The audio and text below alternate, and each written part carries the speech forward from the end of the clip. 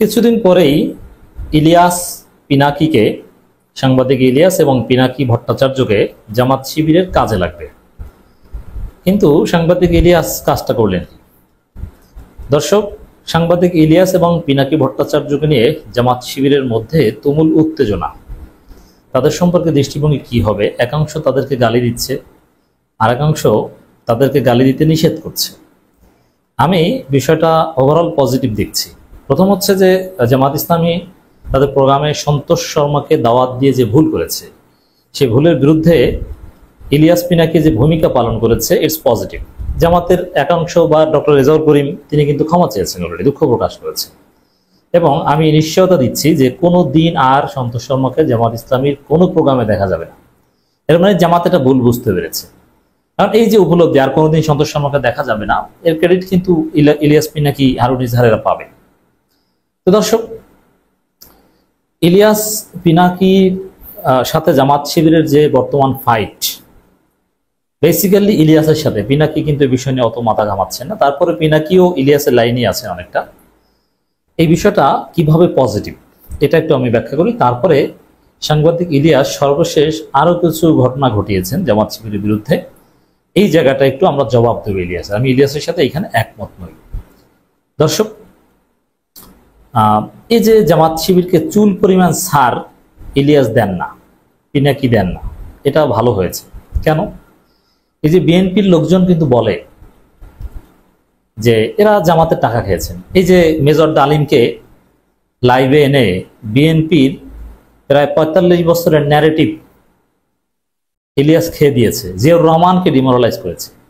পিনাকির episode একদম বিএনপির গোড়ায় হাত দিয়েছে, বিএনপির রক কেটে দিয়েছে, একেবারে সার রক কেটে দিয়েছে। এটা জামাতের জন্য বিশাল খেদমত, রাজনৈতিক লাভ, যেটা জামাত চেষ্টা করেও পারবে না। এখন বিএনপি বা শাহবাগীদের প্রচারণা, ইলিয়াস পিনাকি এরা জামাতের দালাল, জামাতের টাকা খেয়ে করে। অতএব এখন ইলিয়াস পিনাকির সাথে আছে জামাতের দ্বন্দ্ব। এর মাধ্যমে ভালোভাবে প্রমাণিত হলো যে ইলিয়াস পিনাকি জামাতের দালাল নয়। কারণ জামাতের দালাল হলে, জামাতের টাকা খেলে, জামাতের সাথে এই ধরনের আচরণ করে, ইলিয়াস পিনাকি যে ভাষা ব্যবহার করে জামাতের সাথে, জামাতের কাছ থেকে 1 টাকা খেলে এরকম ভাষাকে ব্যবহার করতে পারে? নেভার। তো এই ফাটাফাটির মাধ্যমে প্রমাণিত হলো যে ইলিয়াস পিনাকি জামাতের দালাল নয়। এখন সামনে এতে লাভ কি? দেখেন, জামাতের সাথে ইলিয়াস পিনাকির যে ঘটনা ঘটছে, এটা কিছুই না ভাই। এটা হচ্ছে ফুফাতো ভাই আর মামাতো ভাইয়ের মধ্যে একটু ঝগড়া। ফুফাতো ভাই মামাতো ভাই এরকম ঝগড়া অভিমান এগুলো হয়, আবার সন্ধ্যার সময় কাঁধে কাঁধ মিলিয়ে চলে। তো এখন এই ফুফাতো ভাই মামাতো ভাইয়ের মধ্যে জামাত শিবির ইলিয়াস পিনাকিদের মধ্যে যাচ্ছে, এগুলো কিছুই না। বরং এতে এরা যে দালাল না, এটা প্রমাণিত হলো। আর সামনে দেখেন, বাংলাদেশের রাজনীতিতে ইলিয়াস পিনাকি ভার্সাস জামাত শিবির এটা কিছু না। মূল হচ্ছে আগামী দিনের রাজনীতি হবে ভারতের দালাল ভার্সাস বাংলাদেশপন্থীদের মধ্যে। আগামী দিনের রাজনীতি হবে ইসলামপন্থী ভার্সাস শাহবাগীদের মধ্যে। কিছুদিন পর দেখবেন, জাস্ট ওয়েট, লিখে রাখেন, আমি আজকে বলছি লিখে রাখেন, কিছুদিন পর দেখবেন যে শাহবাগীরা, এমনকি এই মে মাসেই দেখবেন, আসছে মে মাসে, শাহবাগীরা, ভারতের দালালেরা জামাতকে এমন ভাবে পেঁচিয়ে ধরেছে। শাহবাগী, ভারতের দালাল, আওয়ামী লীগ, বিএনপি মিলে জামাতকে একদম খেয়ে ফেলার চেষ্টা করবে, যেরকম 13 সালে করেছে। চেষ্টা করবে, কিন্তু পারবে না। সবাই মিলে যখন এই শাহবাগীরা, ভারতের দালালেরা, ভারত অনিবার্যভাবে জামাতের বিরুদ্ধে যখন লাগবে, এমনকি এটিএম আজহারুল ইসলামের মুক্তির পরেই দেখবেন যে কিভাবে লেগেছে, তখন জামাতকে ডিফেন্ড করবে কারা? শাহবাগীদের বিরুদ্ধে জামাতের হয়ে লড়বে কারা? তখন লড়বে ইলিয়াস পিনাকি। তখন ইলিয়াস পিনাকিদের যে এই লড়া, ফাইট জামাতের পক্ষে, কারণ ইলিয়াস পিনাকিদের যে স্ট্র্যাটেজি, তাদের যে মানহাজ, তাদের যে উসুল, তাতে অনিবার্যভাবে ভারতপন্থীরা যখন জামাতকে আক্রমণ করবে, তখন ইলিয়াস পিনাকিরা জামাতের পক্ষে দাঁড়াবে, এটা নিশ্চিত। ইলিয়াস পিনাকিদের কাজই এটা, ভারতের বিরোধিতা করা। এটা তাদের জন্মগত আকীদা, জন্মগত মানহাজ। তখন জামাতকে ডিফেন্ড করা, জামাতের পক্ষে দাঁড়ানোটা, এটা আরো বেশি সুন্দর হবে এবং কার্যকর হবে। কারণ কি, এতদিন অনেকে মনে করতো যে না, তারা তো জামাতের দালাল, জামাতের দালালেরা তো টাকা খেয়ে জামাতের পক্ষে বলবেই। ইলিয়াস পিনাকি এরা অনেক শক্তিশালী। পিনাকি বাংলাদেশে অনেক বড় রাজনৈতিক দলের চাইতে শক্তিশালী। সেই শক্তিশালী ইলিয়াস পিনাকি যখন কিছুদিন পর ভারতপন্থীরা, ভারতের দালালেরা, যখন এই শাহবাগীরা যখন জামাতকে আক্রমণ করবে, তখন যখন জামাতের পক্ষে দাঁড়াবে, তখন আরো বেশি ভালো হবে। কারণ যে এরা নিরপেক্ষ, এরা জামাতকেও ছাড় দেয় না, এরা জামাতের কেউ না, কিন্তু এরা অন্যায়ের বিরুদ্ধে বলে, ভারতের দালালদের বিরুদ্ধে বলে, রয়ের বিরুদ্ধে বলে, তখন বিষয়টা আরো সুন্দর হবে না? অবশ্যই লাগবে। এই জন্য বলবো, ইলিয়াস পিনাকি যদি জামাতকে গালি দেয়, জামাতের কারো উচিত না তাদেরকে গালি দেওয়া। ইলিয়াস পিনাকি হচ্ছে জামাতের খালাতো ভাই, ফুয়াতো ভাই, মামাতো ভাই, কিছুদিন পর কাজে লাগবে ভাই, আপন ভাই। এ কথা কিন্তু আমি বলিনি, তারা জামাতের রোকন কর্মী নেবার, কিন্তু খালাতো ফুয়াতো ভাই এভাবে আপনি ট্রিট করতে পারেন। তা খালাতো ফুয়াতো ভাইয়ের মধ্যে কিন্তু চরম শত্রুতা হয়। চরম শত্রুতা তৈরি করা জামাতের জন্য বুদ্ধিমানের কাজ না। কারণ ইলিয়াস পিনাকি যা করতে পারেন এটা জামাতের অন্য কেউ করতে পারেন না এবং পারবেন না, সেই সক্ষমতা নেই। পিনাকির শক্তি কি আপনারা দেখতেছেন না? এক পিনাকি একদম ধানমন্ডি 32 ভেঙে চুরে চুরমার করে দিয়েছে। আরো বিভিন্ন মন্ত্রণালয়, বিভিন্ন উপদেষ্টাদের কিভাবে খেয়ে দেয় দেখেছেন না? কিভাবে পিনাকি জয় বাংলা করে দিতে পারে। আর ইলিয়াস যে কি, এটা আপনারা নিঃসন্দেহে মেজর ডালিমকে যখন লাইভে এনেছে তখন দেখেছেন যে ইলিয়াসের তাসির কত বড়। এরকম আরো অনেক ঘটনা ঘটিয়ে বিএনপি, শাহবাগী, নব্য দালাল, এদের সবাইকে ইলিয়াস পিনাকি খেয়ে দিবে। তখন জামাত, ইলিয়াস পিনাকি শিবিরা সবাই কাঁধে কাঁধ মিলিয়ে কাজ করবে। কারণ বাস্তবতা হচ্ছে ইলিয়াস পিনাকিও ভারতের বিরুদ্ধে, আর জামাত শিবির হচ্ছে ভারতের বিরুদ্ধে। এখন ভুল বোঝাবুঝি, বরং এই ভুলটা জামাতের, ইলিয়াস পিনাকিদের নয়। তবে সাংবাদিক ইলিয়াস সাহেব কিছুটা বাড়াবাড়ি করেছে। এই বাড়াবাড়িটা তার মানহাজ, ঠিক আছে, কিন্তু এটা আমাদের অনুভূতির আঘাত হানছে। যেমন ডাক্তার শফিকুর রহমানকে তার রাজনৈতিক ভুলের জন্য ওজিফা করে সকাল সন্ধ্যা পলিটিক্যাল জায়েজ গালি দিতে আমি রাজি, এবং আমি দেই, সমালোচনা করি। এই গালি বলতে ওইরকম গালি না। কিন্তু আমি যদি ডাক্তার শফিকুর রহমানকে, এমনকি ডাক্তার সৈয়দ আব্দুল্লাহ মোহাম্মদ তাহেরকে ওজিফা আকারে সকাল সন্ধ্যা গালাগালি করি, তারপরও ভোটটা দিব ডাক্তার শফিকুর রহমান এবং ডাক্তার তাহেরকে। অতএব ডাক্তার শফিকুর রহমান, ডাক্তার তাহের এরা আমাদের নেতা, এরা ভুল করলো আমাদের নেতা। বিশেষ করে ডাক্তার শফিকুর রহমান, আমিরের জামাত এই পোস্টটা, এটা ইসলামপন্থীদের কাছে একটা সম্মানের, একটা অনুভূতির জায়গা। এই পজিশনধারীকে একদম নোংরা ভাষায় গালাগালি করে এটা আমাদের অনুভূতিটা আঘাত হান। আপনি পলিটিক্যাল সমালোচনা করেন, এটা আমরা করি। অতএব তার সামনে বেয়াদবিমূলক শব্দ প্রয়োগ করা, এটার ফল কিন্তু ভালো হয় না, এটা ফল ভালো হবে না। এই জায়গাটা অ্যাটলিস্ট আপনি নায়েব আমিরকে গালি দিলেও অ্যাটলিস্ট আমিরের জামাতকে মিনিমাম রেসপেক্ট দেখানোর চেষ্টা করবেন। এটা ইসলামপন্থীদের অনুভূতির জায়গা, মিনিমাম রেসপেক্ট। আপনি পলিটিক্যাল সমালোচনা হাজারও করেন, কোনো সমস্যা নেই। তো দর্শক, সমালোচনা করতে করতে সাংবাদিক ইলিয়াস সাহেব একটু লিমিট ক্রস করেছেন। যেমন দেখেন, সর্বশেষ একটা লেখা আমি বিশ্লেষণ করছি। জামাত ইসলামী নেতাদের ফাঁসি হওয়ার পেছনে জামাতের কয়েকজন শীর্ষ নেতাদের সম্মতি ছিল, যদিও তিনি নিজেও এই কনক্লুশন ড্র করেননি। এখানে নোট অফ এক্সক্লামেশন দিয়েছেন, মানে বিষয়টা কিন্তু ফাইনাল নয়। তিনি সন্দেহ করছেন যে আশ্চর্য এরকম যে সম্মতি ছিল। এটা একদম ভুয়া কথা, এটা একদম ভুয়া কথা। এটা ইলিয়াস সাহেব তার আবেগ দেখাচ্ছেন এবং তার রাগ ক্ষোভ দেখাচ্ছেন। এই জায়গাটা খুবই আপত্তিকর। জামাতের কোনো নেতাদের ফাঁসিতে জামাতের কোন নেতার সম্মতি ছিল, পৃথিবী উল্টে গেলেও এটা বিশ্বাস করবেন না কেউ, এটা অসম্ভব। ইলিয়াস সাহেবের সপক্ষে কিয়ামত পর্যন্ত একটা সিঙ্গেল প্রমাণ দেখাতে পারবেন না, এমনকি সার্কামস্টেন্সিয়াল এভিডেন্সও দেখাতে পারবেন না, যুক্তিও দেখাতে পারবেন না, অ্যানালজিও দেখাতে পারবেন না। জামাতের শীর্ষ নেতাদের ফাঁসিতে যারা জামাতকে গালাগালি করেছে পরে, যেমন এবি পার্টি মুজিবুর রহমান মঞ্জু, তারাও কেঁদেছে, তারাও খুশি না, তাদেরও সম্মতি ছিল না। Let alone doctor Taher. Doctor তাহেরের বিরুদ্ধে অভিযোগের তদন্ত চাচ্ছি, আমরা চাইবো। এর মানে এই নয় যে তার উপর জুলুম করবেন। ডাক্তার তাহেরের উপর কেউ জুলুম করতে আসলে তখন আমরা ডাক্তার তাহেরের পক্ষে দাঁড়াবো, কিন্তু তিনি ভুল করলে সেটা বিপক্ষে আমরা বলবো। আমরা সবসময় ন্যায় এবং ইনসাফের পক্ষে থাকবো। প্রথম সারির কয়েকজন নেতা মারা গেলে নিজেদের পথ পাকাপোক্ত হবে, এরকম পরিকল্পনা থেকে নেতাদের হত্যাকাণ্ড ঠেকাতে শক্ত কোনো আন্দোলন করতে দেয়নি তারা। এই যে অভিযোগ, এটা মিথ্যা। ইলিয়াস সাহেব এখানে মিথ্যা বলছেন। তার এই অভিযোগের সপক্ষে কোনো প্রমাণ দিতে পারবেন না, কিয়ামত পর্যন্ত চেষ্টা করলেও দিতে পারবেন না।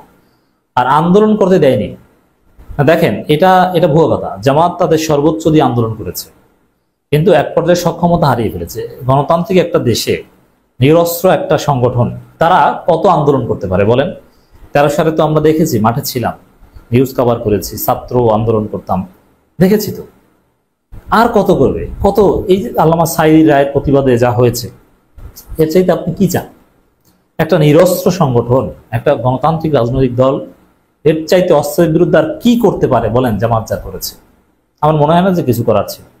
তবে হ্যাঁ, জামাত যদি এই 24-এর গণঅভ্যুত্থান যেরকম সবাইকে সম্পৃক্ত করতে পারতো তাহলে একটা বিষয়, কিন্তু সবাই সম্পৃক্ত হয়নি। জামাত, বিএনপি জামাতকে সাপোর্ট দেয়নি আন্দোলনে। জামাত কি করবে বলেন? এটা তো জাতীয় ব্যর্থতা, জামাত নেতাদের বাঁচাতে পারেনি, সবার ব্যর্থতা, অন্যদের ব্যর্থতা। জামাত এখানে সর্বোচ্চ আন্দোলন করেছে, কোনো ত্রুটি ছিল না। জামাত তাদের নীতি নৈতিকতা বিসর্জন দিয়ে আন্দোলন করেছে। তারা গাড়ি পুড়িয়েছে, পেট্রোল বোমা মেরেছে। আমি জানি অনেকে অস্বীকার করবেন, কিন্তু এটা করেছে। তারা ককটেল কিনেছে তেজগাঁও কলেজের ছাত্রলীগ ছাত্রদলের কাছ থেকে। নানানভাবে সিদ্ধান্ত নিয়ে জামাতের রোকন না গাড়ি ভেঙেছে। বিভিন্ন মিশুক চালক, তখন মিশুক ছিল, অটো চালক, তারা হাতে পায়ে ধরেছে জামাত শিবিরের, ভাই আমার গাড়িটা ভাঙেন না। তারপরও গাড়ি ভেঙে আগুন দিয়েছে, যাতে হরতাল সফল হয়, হাসিনার পতন হয় বা সরকার হাসিনা বিব্রত বোধ করে। এত দূর নিচে নেমেছে, এই অন্যায় করেছে জামাত। তারপরও বলেন যে আপনি আন্দোলন করেন নাই।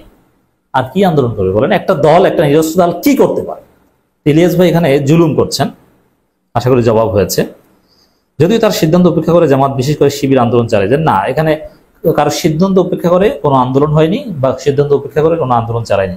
আচ্ছা, প্রমাণ দিক যে কখন জামাত বলেছে আর আন্দোলন করো না, তারপরে শিবির বা জামাত আন্দোলন চালিয়ে গেছে, দেখান তো। এরকম কোনো প্রমাণ দেখাতে পারবেন না, এক বিন্দু পরিমাণ প্রমাণ দেখাতে পারবেন না। আর পথ পাবেন ফাঁসি হলে, এটা ভুয়া কথা। এই এত, যেমন যাদের ফাঁসি হবে এদের পদ বা ওই জায়গায়, যেমন ডাক্তার তাহেরের বিরুদ্ধে তো অভিযোগ, ডাক্তার তাহের ওই জায়গায় এমনিতেই যেতেন, তিনি কখনো আমির হতে পারবেন না, সেক্রেটারি হতে পারবেন না। সেটা ফাঁসি হলেও হতে পারতেন না, না হলেও হতে পারবেন না।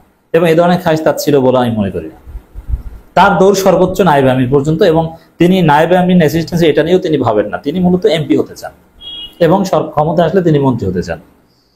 অতএব তার বিরুদ্ধে যে এই অভিযোগটা, এটা সম্পূর্ণ মিথ্যা। এর সপক্ষে ইলিয়াস সাহেব একটা সিঙ্গেল প্রমাণ দেখাতে পারবে না। কোনো তথ্য প্রমাণ ছাড়া এভাবে কোনো একটা দলের শীর্ষ বড় নেতাদের বিরুদ্ধে এভাবে প্রচারণা চালানো, এটা কোনো অ্যাক্টিভিজম হতে পারে না। এটা চরম মিথ্যাচার, এটা এক ধরনের থার্ড ক্লাস নোংরা প্রোপাগান্ডা।